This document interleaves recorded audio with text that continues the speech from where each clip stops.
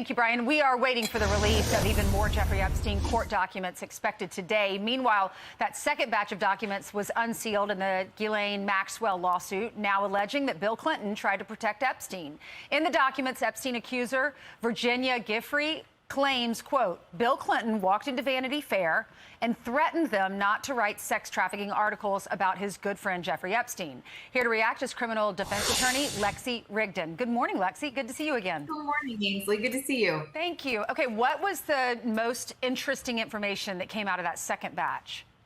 I think what you just said about Bill Clinton. Now, that was said in a deposition or actually in an email. And you know, it seems kind of unlikely. Bill Clinton is obviously a public figure, a huge public figure. So everywhere he goes, there's security, there are eyeballs on him. So, but you know what? It's a cautionary tale that your mama probably told you when you were little, which is you have to be careful with who you associate with, because who you associate with, you can be collateral damage in whatever narrative there is. And obviously, Bill Clinton hasn't been accused of any wrongdoing, nor has Donald Trump, nor have a lot of people, but they're still caught up in this Jeffrey Epstein web of scandal just by being named in these documents. Yeah, you're right. Her mom said birds of a feather, right?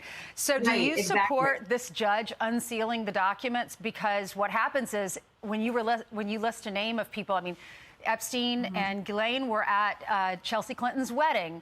You don't want a pedophile at your daughter's wedding, but you're automatically associated with them, even if you didn't do anything wrong. Do you support the judge unsealing these documents? Well, I think her rationale for it was basically, I mean, her rationale for it was interesting. It was kind of that most of it was already public anyway. And she obviously felt like there was some reason that the public should be able to know about this. I mean, most of the time, court documents are not private. And so usually they're public unless they meet some type of exception. So she might not have had much of a legal basis to keep them sealed, but we don't know the inside baseball on that. But ultimately they're out, and the people that are objecting to their names coming out, unfortunately, if they end up coming out later, it kind of just calls more attention to it at this point. Lexi, what about Prince Andrew? I was reading this morning that he's been reported to the police, that he faces eviction from the king. I actually think that he's the biggest loser in all of this, because the allegations against him, he's one of the most famous people that have had allegations against him. He settled out of court with Virginia Giuffre. He didn't admit any wrongdoing, but he still paid a big price. And now he's back in the headlines after it seems like he was kind of regaining some footing.